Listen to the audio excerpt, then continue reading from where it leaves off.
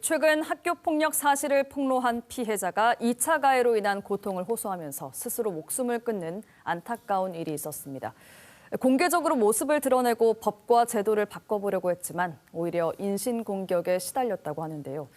학교폭력 피해자의 회복을 위한 사회 안전망, 갈 길이 멉니다. 최미란 학교폭력 피해자 가족협의회 센터장과 자세히 짚어보겠습니다. 안녕하십니까? 네, 안녕하십니까? 네, 현장에서 오랫동안 일을 해오셨죠. 네. 네, 학교 폭력은 그 자체로도 큰 문제지만 피해자들이 입은 상처가 오랫동안 치유가 되지 않는다는 점이 가장 안타까운 사실인 것 같습니다. 네. 먼저 자신과 같은 불행한 피해자가 없기를 바라면서 노력해왔던 고 표혜림 씨가 극단적인 선택을 하면서 마지막 남긴 말 중에 자기는 포기하지만 자기의 사건을 포기하지 말아달라라는 말을 떠올리면서 이 일을 하는 한 사람으로서 정말 안타까운 마음 금할 길이 없고요. 고인의 명복을 빕니다.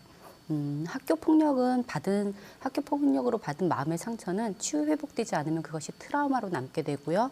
그 트라우마는 가해자를 보거나 비슷한 상황을 접하게 되면은 그때의 고통이 고스란히 올라오게 됩니다. 그로 인해서 사회 적응에 실패한다던가 정상적인 삶을 영위하는 데 큰 어려움을 겪게 되고요. 특히 가해자가 사회적으로 성공한 경우에 피해자가 겪는 그 고통은 이루 말할 수 없겠죠.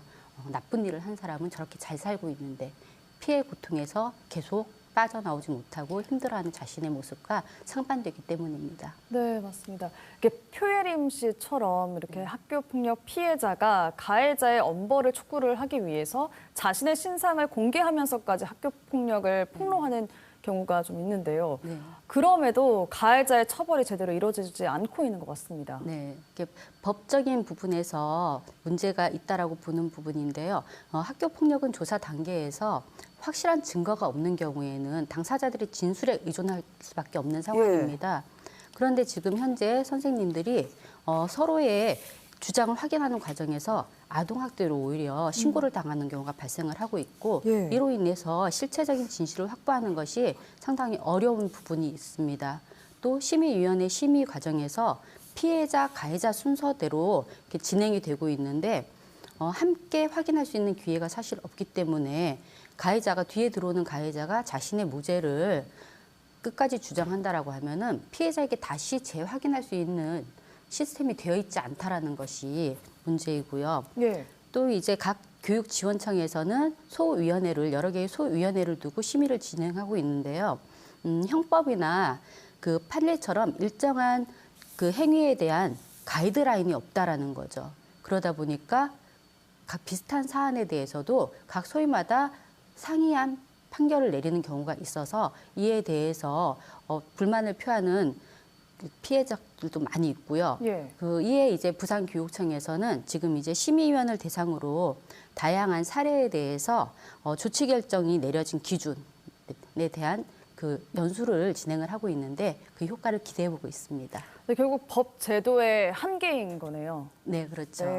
이게 힘들게 피해 사실을 알려도 2차 가해 때문에 더 고통을 받는 경우가 많다고요. 네. 그 피해 학생이 이제 학교 폭력을 신고하게 되면 요즘은 쌍방으로 신고를 맞고소라고 하죠. 쌍방으로 신고가 들어오는 경우가 상당히 많습니다. 명예훼손으로도 이렇게 신고를 한다면서요? 네, 그렇죠. 일반 이제 그 학폭법에서도 학교폭력 예방법에서도 마찬가지지만 일반법 같은 경우 고 표혜림 씨 같은 경우에도 사실적시 명예훼손이라고 해서 그 고소를 당했던 상황이고요. 이런 경우에는 피해 학생들이 또 다른 가해로 지목이 되어 심의를 받아야 되는 고통의 수반이 되기도 하고요. 특히 이제 따돌림 같이 특별한 증거가 없는 경우, 이런 경우에 조치 없음이나 아주 약한 조치를 받게 되면 오히려 가해 학생이나 주변 학생들이 피해 학생을 비난하거나 학교 생활이 힘들게 되는 쪽으로 흘러가는 경우도 있다라는 거고요. 특히 오늘 뉴스에서 나왔던 남학생이 여학생 화장실 불법 촬영 건에 대한 부분도 상당히 심각한 사안임에도 불구하고 그 학급 교체로 떨어졌더라고요. 성사안의 경우는 분리 조치가 필요한 경우가 상당히 많은데 현 시스템상으로는 실질적 분리 조치인 전학 처분이 내려지기 어렵다라는 것이거든요. 이것은 가해 학생을 보는 것만으로도 힘든 피해 학생에게는 그 생활에서 지속적인 심리적 고통을 유발하는 2차 가해다라고밖에 볼 수 없는 상황입니다. 네, 맞아요. 피해자는 홀로 싸우고 가해자는 다수잖아요. 네, 참 맞습니다. 안타까운 현실입니다. 네. 또 한 가지 지적할 부분이 바로 공소시효입니다. 네. 학교 폭력이 어린 나이에 당하는 경우가 많아서 이렇게 네네. 고소 여부를 판단하기가 참 어려운데요. 피해자가 성년이 되고 난 다음에 네. 공소시효가 끝나는 경우가 많다고요. 네, 그 피해 학생이 성년이 되면 일단 학생의 신분이 아니기 때문에 예. 학교폭력 예방법의 대상은 되지 않는다라는 거죠.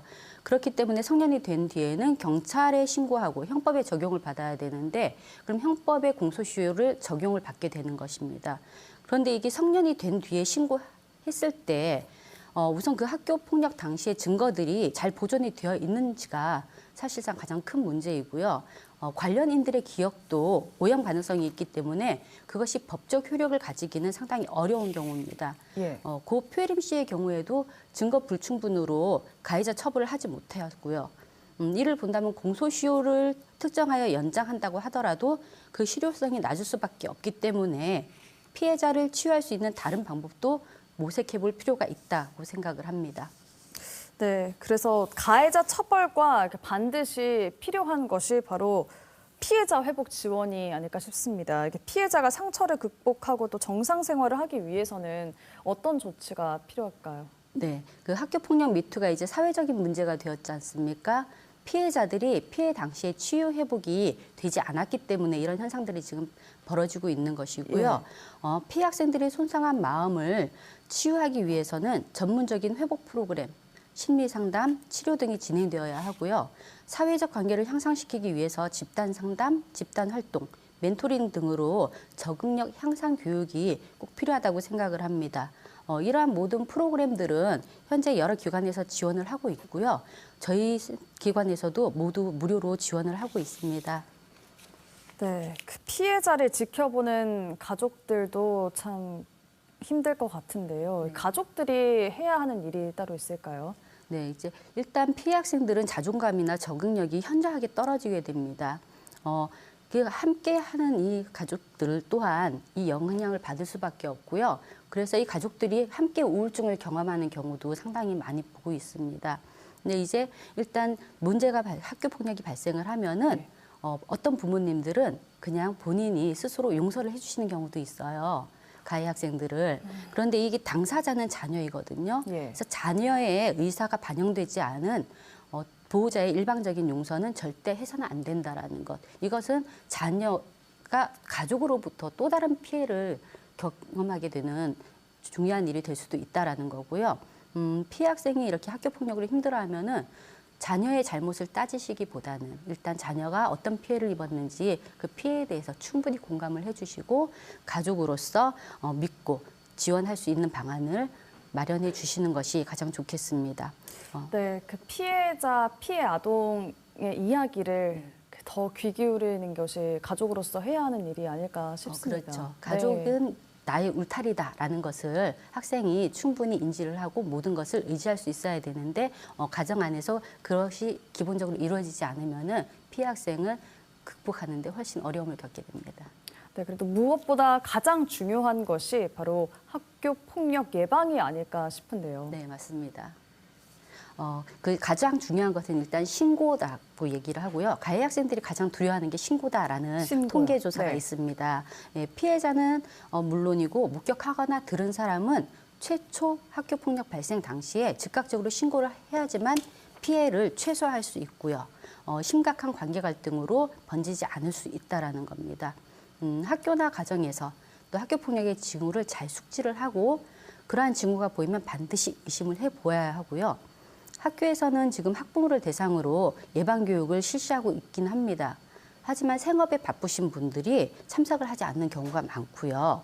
생업에 바빠서 자녀에게 관심을 가져주지 못하는 가정일수록 학교 폭력 개연성이 높을 수 있어서 정말 안타깝다라는 생각입니다.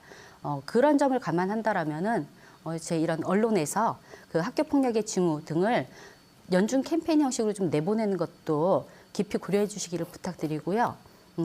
그 무엇보다 가장 중요한 것은 이 학교 폭력은 학생 한 명의 개인의 일이 아니라 모두의 일이기 때문에 가정, 학교, 사회가 모두 함께 해야 된다고 생각합니다. 네, 방금 말씀해 주신 대로 학교 폭력은 개인의 일이 아니라 네. 이게 모두의 일이다라고 생각을 하면서 내 자녀가 학교 폭력을 당할 수 있다, 내 친구가 학교 폭력을 당할 수 있다, 이런 생각을 가지는 것이 가장 중요한 시점이 아닐까 싶습니다. 네, 맞습니다. 네, 오늘 이렇게 최미란 학교 폭력 피해자 가족협의회 센터장과 학교 폭력에 대해서 자세히 짚어봤습니다. 고맙습니다. 네.